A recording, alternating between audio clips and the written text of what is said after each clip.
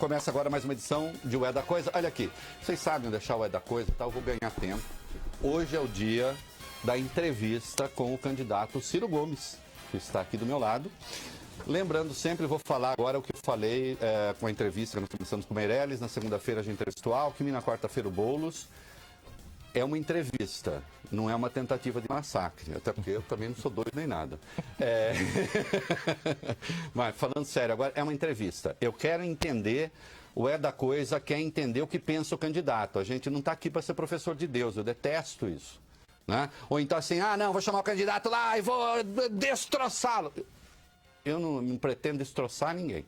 Há divergências, as pessoas conhecem meu pensamento, conhecem parte ao menos do pensamento do candidato, vamos esclarecer coisas, e isso valeu para o Meirelles, vai valer para o candidato Ciro Gomes, para o Guilherme Boulos, para o Geraldo Alckmin, e se o Bolsonaro vier aqui, se ele for respeitoso, a gente faz entrevista, se não for, vai embora.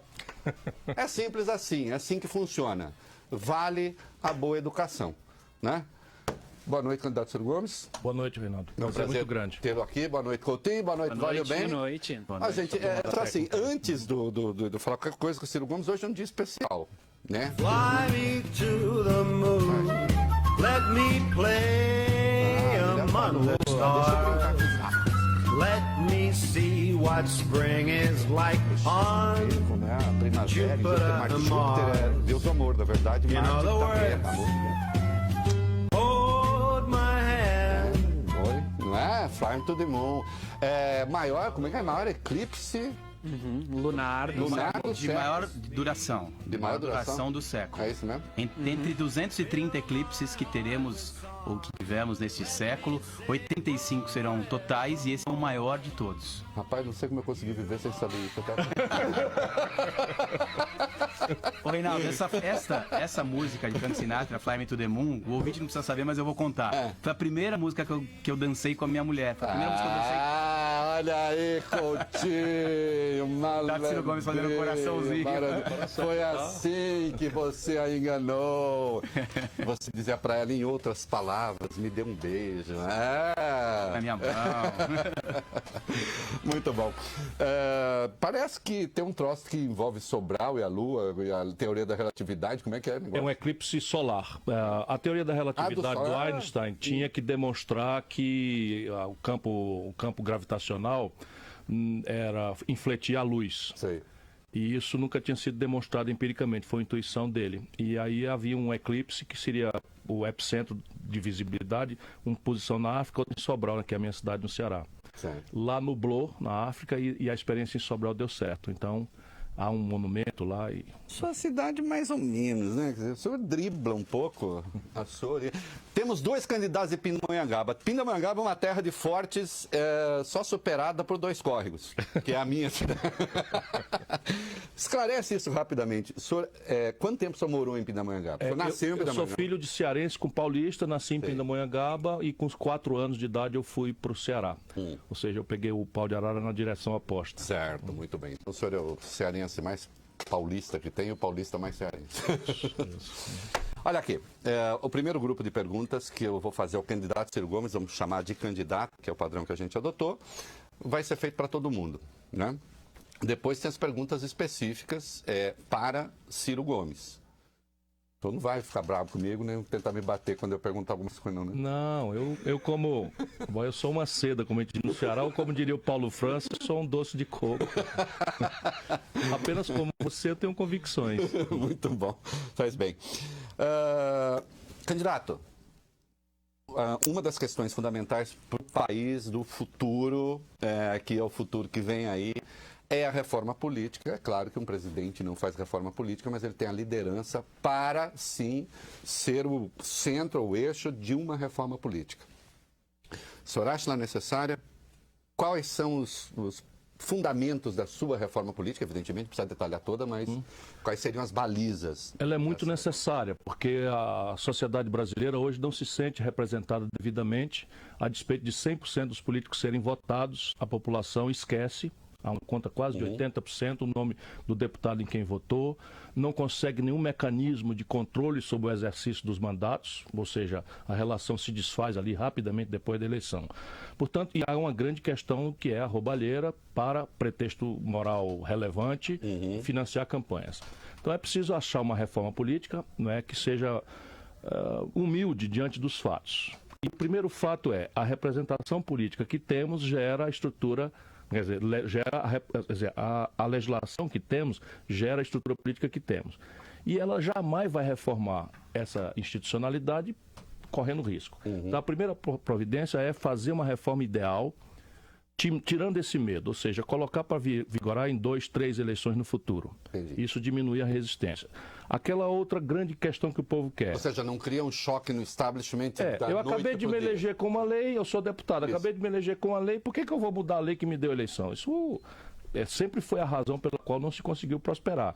Eu chego com essa percepção, com a minha experiência, e a ideia então é descomprimir essa reação para fazer o debate acontecer, dizendo, olha, vai entrar em vigor daqui 3, 4 eleições. Se o Fernando Henrique tivesse feito isso, já tínhamos. Se o Lula tivesse feito isso, já tínhamos. Portanto, é preciso desenhar uma institucionalidade para o país, independentemente da conjuntura do dia a dia, que é sempre confundida a reforma com o projeto de poder do poderoso do dia. Segundo, temos que achar uma fórmula de resolver essa relação intrincada na democracia do mundo inteiro entre dinheiro e política. O ideal, no país como o nosso, isso é muito sofrido dizer, é o financiamento público de campanhas. E nós vamos experimentar nessa eleição, e eu digo a você, está sendo muito interessante. Não sei quanta fraude haverá, quanto caixa 2 haverá, porque... Não tem caixa 2 nessa pré-campanha? De onde está saindo dinheiro das Com pré-campanhas? certeza tem. Não é? O senhor é um pré-candidato, não estou perguntando o seu. Não, Você entendeu a pergunta em tese. Claro, como você sabe, sou muito duro nas coisas, não posso errar. Então eu fiz uma formulação clara com o fundo eleitoral do PDT. Entendi. E é uma campanha sóbria. Eu viajo em avião de carreira, etc, mas está sendo interessante, porque outro dia encontrei o Alckmin também embarcando no avião de carreira, a campanha mais rica. Uma pena da Monhangaba para limpeza. Nós somos amigos, inclusive, né? de longa data. Temos tudo contra um ao outro, pensamos tudo diferente, mas somos cordiais amigos. Enfim, e a outra grande questão é introduzir na democracia brasileira, junto com o plebiscito e referendo, o que os americanos e a literatura internacional chamam de recall. Que é, mal comparando, não tem a palavra em português, é o seguinte, é dar a um conjunto de eleitores a faculdade de desconstituir um mandato se ele simplesmente violentar os compromissos programáticos que celebrou. Renato, duas coisas assim, eu lembro que eu não estou dizendo que o senhor é chavista, né? Mas o Hugo Chávez entrou com essa de recall, por si o recall não quer dizer que seja uma boa ideia. Não, né? depende como se desenha. E a democracia, e eu temo um pouco esse negócio de plebiscito. O plebiscito não fica muito sujeito às vagas de opinião de um determinado momento? Fica, mas é um exercício democrático que nós precisamos experimentar. Sei. É evidente, vamos tomar aqui um caso típico. Toda a lucidez, né, recomenda que a pena de morte não parece ser uma boa prática, Sim. como fator dissuasório da criminalidade. Isso. Mas a sociedade está muito zangada com a impunidade, etc, etc. Então, se nós mandarmos a plebiscito, aparentemente votaria muito fortemente Sim. a favor. Portanto, não é uma panaceia. Mas há um outro tipo de agenda. Por exemplo, toda a deformação previdenciária brasileira vem de um conjunto de privilégios de minorias muito ativas, muito organizadas, muito poderosas.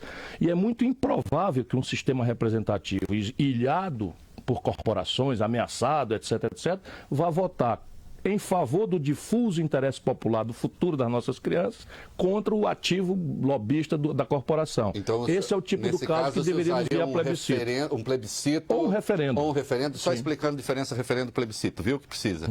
Plebiscito, primeiro o plebiscito você vai, vota, acabou, vê, sim ou não, consulta a população. A população disse isso ou aquilo, você aplica. Referendo, você primeiro vota, depois você diz a população topa. Isso. Se ela topar, ok, Isso. vira lei. Vira lei. Né? Então, o senhor diz, faríamos um referendo, um plebiscito de uma reforma porque ela teria mais legitimidade, é isso? Sim, basicamente a única fórmula de você excitar a maioria contra a minoria, que é a maioria é desorganizada, não tem o sindicato do interesse público, não tem, vamos fazer a reunião para defender o fim dos privilégios, isso não tem. Então, eu vou até pular uma das minhas perguntas aqui, porque, evidentemente, né, depois eu volto à segunda, que seria na lista, já que tocamos no assunto. Mas antes, o Augusto, O candidato disse que está morrendo de calor. Sabe como é lá em Sobral, a gente está mal acostumado. Que reforma da Previdência o senhor levaria à consulta popular? Eu quero antes discutir com a representação no Congresso e quero proteger o Congresso com essa possibilidade se o impasse entre minorias organizadas, autoritárias, lobistas, constrangedoras, em desfavor de maiorias. Isso e só faria se o próprio Congresso, por maioria simples, autorizasse esse plebiscito ou esse referendo a acontecer. Mas tem uma mais ou menos... Não, eu vou propor, inclusive, agora na campanha, porque eu estou tentando que as pessoas compreendam que essa reforma da Previdência que se fala no Brasil, ela é simplesmente impraticável. Por quê? Porque o sistema que o Brasil usa hoje só é usado na América Latina pela Argentina e Venezuela. E nesse assunto não me parece serem boas companhias. Acho que não. Nesse assunto, né? Para não polemicar em outros assuntos. Mas, enfim... No caso da Argentina, a gente livra a literatura, que é uma maravilha. O cinema também, tão mal, professor, tive lá agora. E o Darim também. Estão sofrendo pão que o diabo amassou de novo. É uma nação vocacionada para a tragédia. Espero que o Brasil, que está numa tragédia grande também, mas nós temos mais saídas do que ele. Enfim, então eu estou propondo que ao invés de ser o sistema de repartição que está vencido, porque o sistema de repartição funciona assim: a geração que trabalha hoje paga os aposentados que trabalharam ontem. Isso funciona quando você tem sociedade muito jovem e com mercado de trabalho muito formalizado. Então nós tínhamos 6 trabalhadores ocupados para financiar um aposentado de 60 anos. Hoje isso caiu para 1,5 trabalhador, em média, para financiar um aposentado com 73 anos. Então é como se você botar um remendo de pano bom numa calça poída que a costura não pega. Absurda entre funcionalismo público gravíssima. E trabalhador. 1.700 para 30. Isso. R$1.700 para 30. Então é uma aberração e aqui está a distorção. 2% dos beneficiários da Previdência levam 1/4 de tudo. Por isso que eu acho que nós teremos que recorrer ao voto popular, pelo plebiscito, referendo, conforme o Congresso entender, mas antes eu vou fazer o debate nos 6 primeiros meses. Você ficou com a fama de que o senhor é contra a reforma da Previdência? Não, porque eu fiquei contra essa que o Temer fez, porque eu considero essa reforma, primeiro, mentirosa. Deixa eu explicar para o seu ouvinte. O déficit da Previdência, o ano passado, foi de 180 bilhões de reais. E a Previdência que o Temer propôs, com todas as perversões, injustiças, por exemplo, equiparar um trabalhador rural do semiárido do Nordeste ou do Vale do Ribeira em São Paulo com um trabalhador intelectual de um ambiente de ar-condicionado de Fortaleza ou do Rio de Janeiro, não é razoável. Obrigar um professor a dar 49 anos de aula, um policial a correr atrás de bandido de 49 anos para ter o aposento integral, não é razoável. Mas mesmo que fosse, passasse com casco e tudo, nós iríamos economizar 360 bilhões em 10 anos. Sim. Ou seja, não é reforma nenhuma, é uma mentira. E como economiza mais? Nós temos que fazer, rendida a evidência de que não se retroage lei no Brasil por vedação constitucional para ferir direitos adquiridos, nós temos que fazer um sistema novo a futuro. Esse sistema novo é o de capitalização em que a geração atual que trabalha, diferente da repartição, financia seu própria aposentadoria numa espécie de caderneta de poupança, em que parte disso é compulsório, as contribuições, etc., e a outra parte é voluntária se eu quiser contribuir a mais. Eu concordo com isso. Agora, o sistema... Custo de transição. Exatamente. O sistema vai continuar a gerar... Sim, déficit. Sim, vai continuar a gerar déficit, mas eu tenho agora um acervo de poupança compulsória em que eu vou levantar a capacidade de investimento e associar essa capacidade de investimento ao investimento produtivo, retomando a dinâmica da economia que está estrangulada no Brasil. Sim. E isso vai ser feito com uma negociação. Então eu já estou ensaiando 3 números. Se eu conseguir unificar o piso, o teto das aposentadorias do setor público e privado para o futuro, né? É bom ter clareza disso, porque quem disser o oposto não está falando a verdade por má fé ou porque não conhece como funciona. Quem julga é o judiciário. Claro. Quem dá o parecer é o procurador. O judiciário interessadíssimo em igualar. São as duas corporações que mais ganham, né? Ganham até, alguns deles, naturalmente, vamos ressalvar que tem muita gente boa nessa área, mas eu estou querendo ferir esse debate também. Então, repare, se eu conseguir êxito, vamos lá, um grande entendimento nacional, nós vamos estabelecer um teto para o futuro de R$3.000 para todo mundo, como obrigação, né? Isso, o custo de transição é menor e o prazo da transição bem mais curto. Eu vou estabelecer um intermédio, 4.000 e o final que já estamos vivenciando ao redor de R$5.000. No de R$5.000, o custo de transição é o mais alto, pode aproximar-se de 500 bilhões de reais, que é basicamente o seguinte: o cidadão que está nos ouvindo contribui desde os 18 anos até os 30. Então faz 12 anos que ele contribuiu. Então ele tem contra o Estado brasileiro, contra o Tesouro, um crédito do que ele contribuiu. Eu indenizo ele com um título público prefixado no tempo que vai vencer, no tempo que falta para ele se aposentar. Sim. E dou na mão dele. E ele vai decidir se quer vender esse título agora, Você cria um mercado. com deságio, né? Provavelmente muito alto, ou vai hospedar pelo valor de face na conta dele, de capitalização, que só vai vencer. Portanto, é uma dívida que galopa, mas galopa com um perfil completamente diferente da dívida tradicional, porque prefixada. Maravilha. E aí, E aí o juros é caderneta de poupança. Eu entendi o sistema. E aí o senhor submeteria, trabalharia Então, com o Congresso. a transição vai ter 3 pilares. O primeiro, tira da Previdência todos os benefícios que não estão financiados por quem contribuiu, Sim. para dar transparência. Então, hoje você está misturando alho com bugalho, né? Tem uma porção de benefícios que estão sendo onerando o orçamento atuarial da Previdência, mas não contribuíram. Então, tira isso, isso vira um programa de renda mínima cidadã, com as condicionalidades que a gente negociar, etc, etc, preservando o direito adquirido. O segundo patamar é um regime de repartição em transição, dependendo desses tetos, e o terceiro é o de capitalização, em que você já vai botar acima do que você quiser receber, do teto fixo para todo mundo, a contribuição que você quiser. Esse negócio que o senhor teria dito que não existe déficit na Previdência é fake news. Não, veja, eu faço um argumento. O argumento é o seguinte: a Previdência não quebrou do dia para a noite. Então, ela vem quebrando.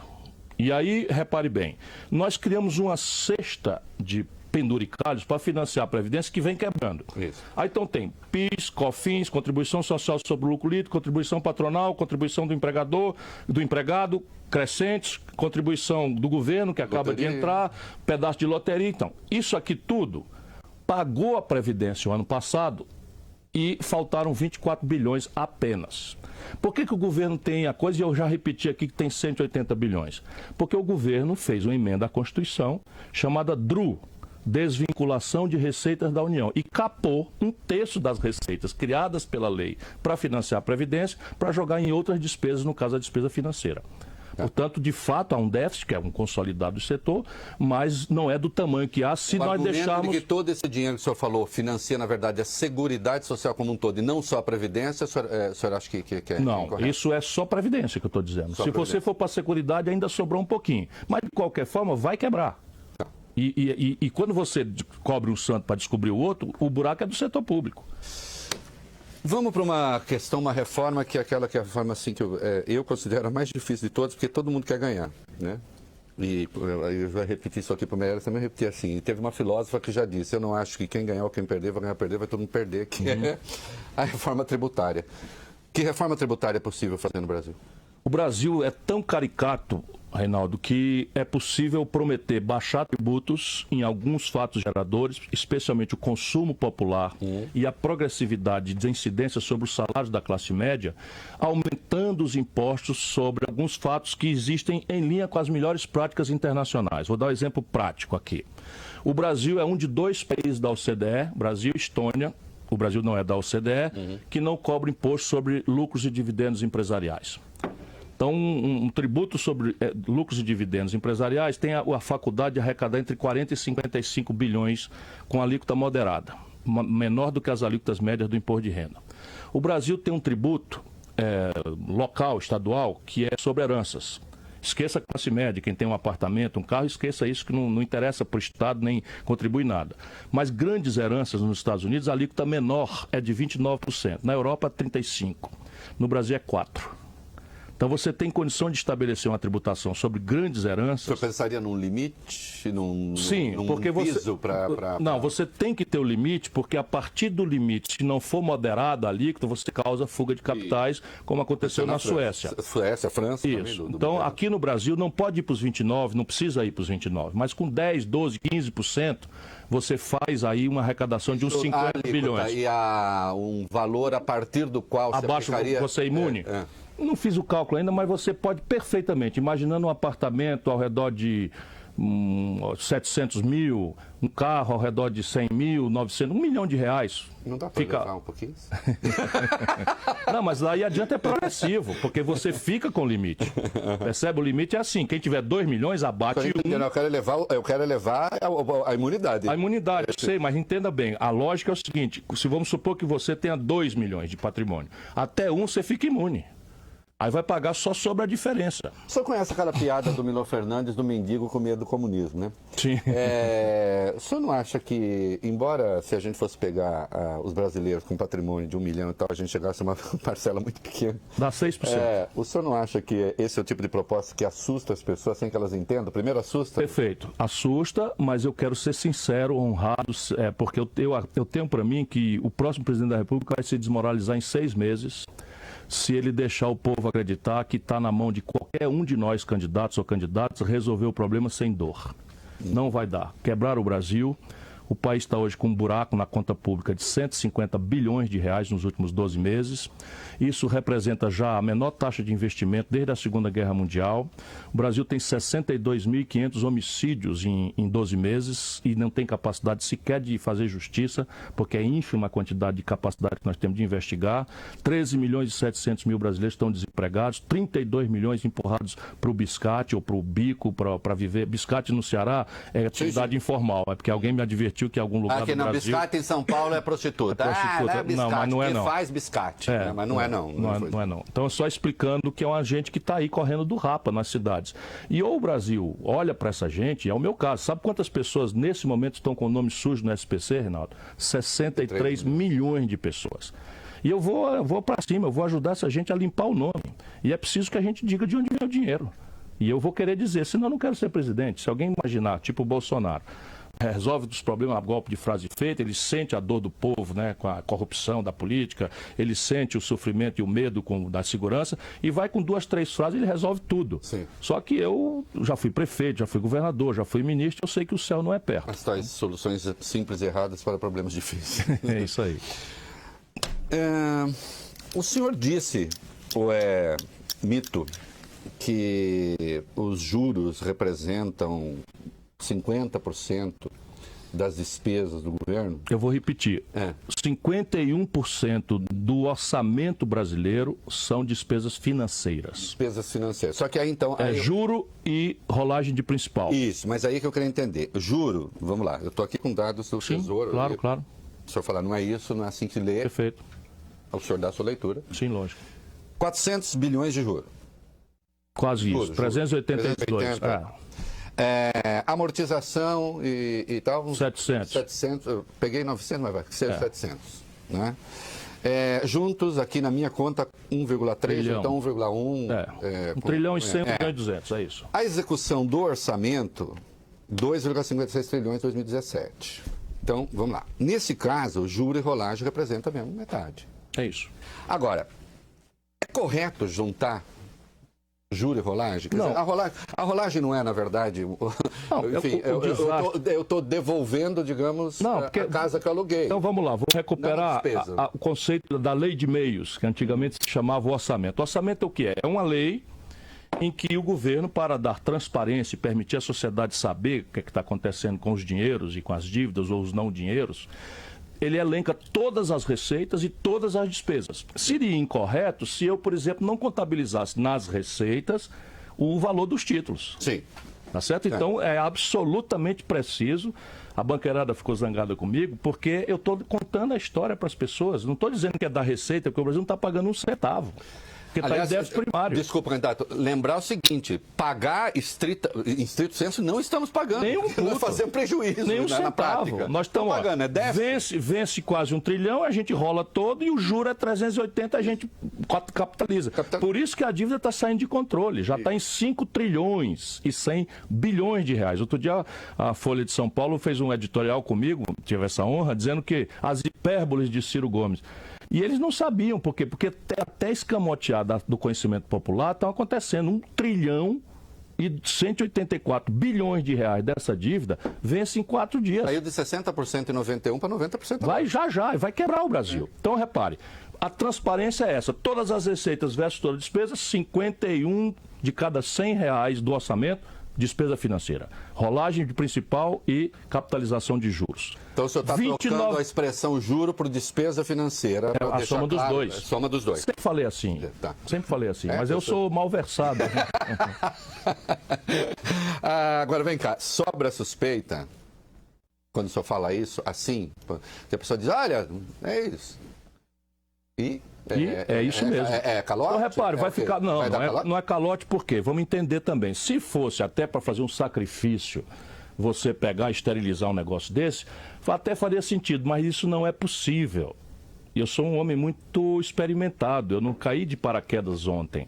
Eu governei a 5ª maior cidade brasileira, não tenho um dia de déficit.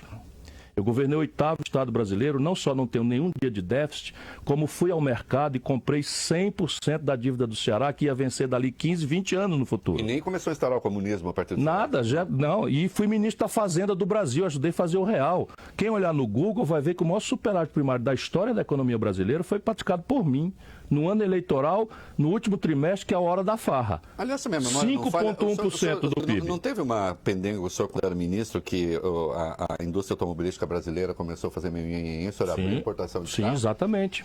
Em vez de fechar a economia... É claro. As pessoas querem fazer de mim um negócio que eu não sou. O que é que eu sou? Eu sou um brasileiro preocupado com o desenvolvimento do Brasil.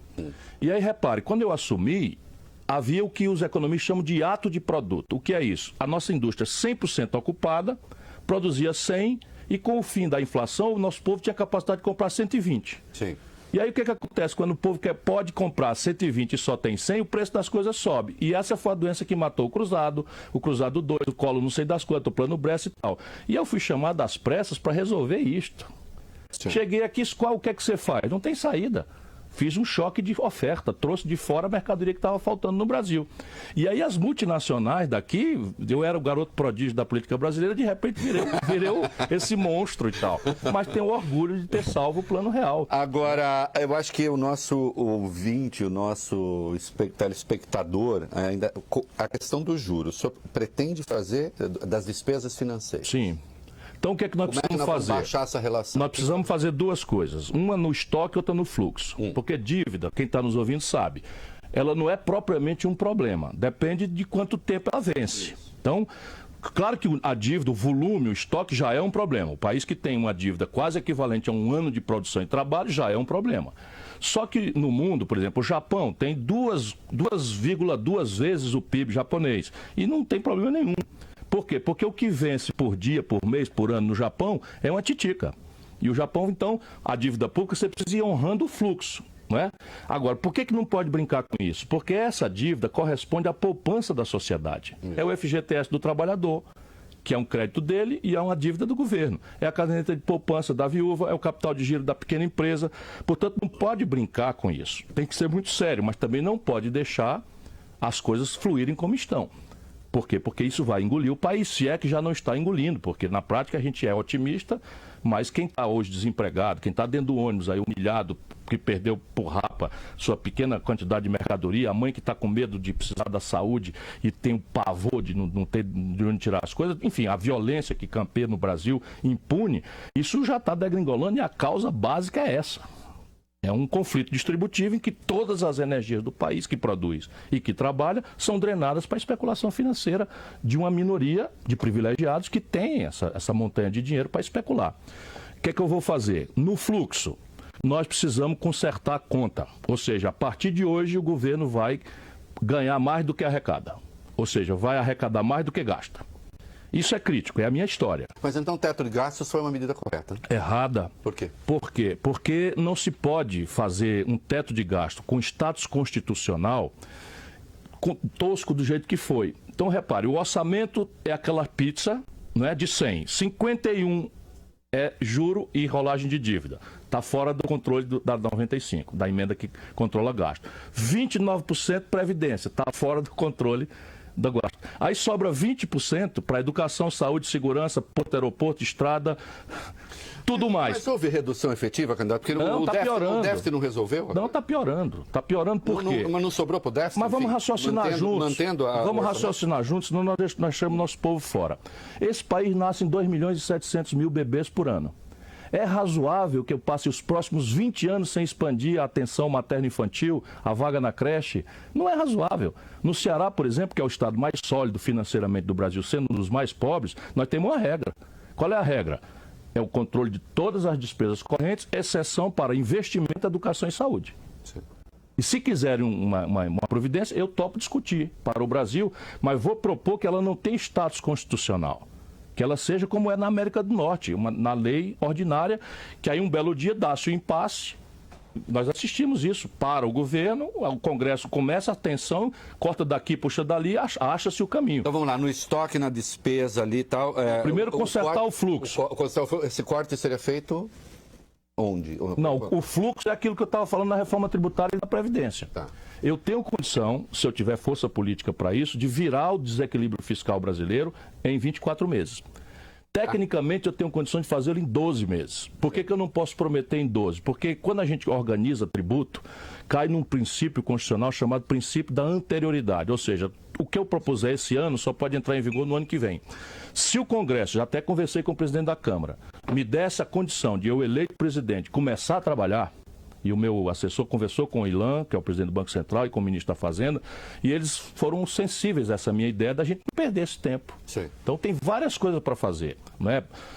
Tributação sobre lucros e dividendos dá 54 bilhões, não é? Tributação sobre heranças dá mais uns 40 bilhões, né? Você tributar e ir para cima das renúncias fiscais, Reinaldo, esse Brasil quebrado entregou a meia dúzia de privilegiados, Dona Dilma, o senhor Michel Temer, todo mundo junto, não é?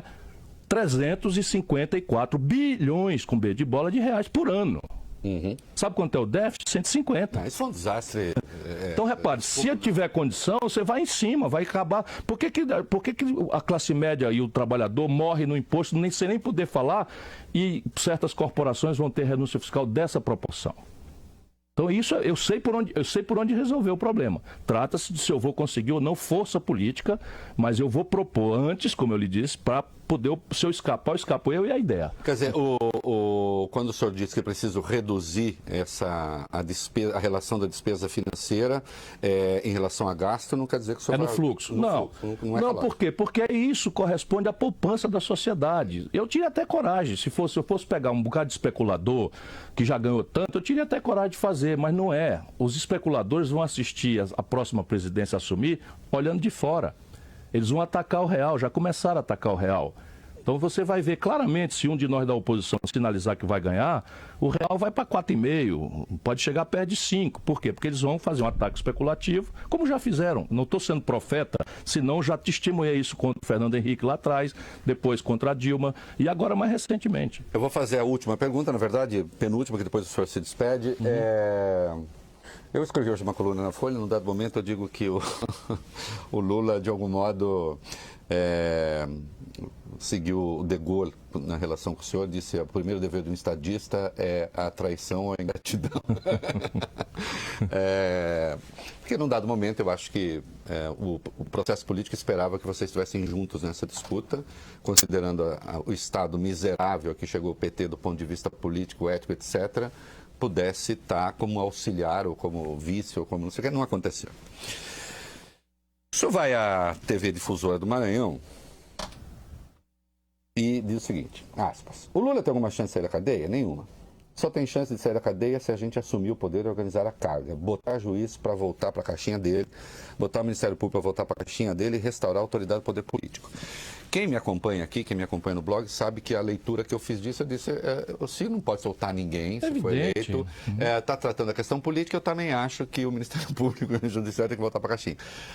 Mas, evidentemente, eu tenho que fazer essa pergunta. O senhor tentou flertar aqui com o eleitorado petista? O que o senhor quis dizer, afinal de contas? Nada, a não ser o óbvio. Eu sinto, e estou dizendo repetidamente, que nós estamos num estado de anarquia. Eu sinto isso, assim como o brasileiro, professor de direito, velho, traquejado da luta política, e um amante do Estado Democrático de Direito, pelo qual eu me bati muito. Não é? E eu vejo hoje, vamos lá, para não conversar muito comprido, quem acompanhou esse último domingo, não é? De solta Lula, tira Lula, volta Lula, solta Lula, volta Lula, 5 decisões estapafúrdias num domingo, sobre a mesma norma, a mesma lei, o mesmo caso, não pode duvidar de que nós estamos no estado de Parênteses anarquia. rápido. Eu estava em Amsterdã, aí me pediram daqui de férias. Eu disse, olha, eu vou começar a comentar essas coisas, eu não entrei em coffee shop, não comi bolinho do capeta, nada.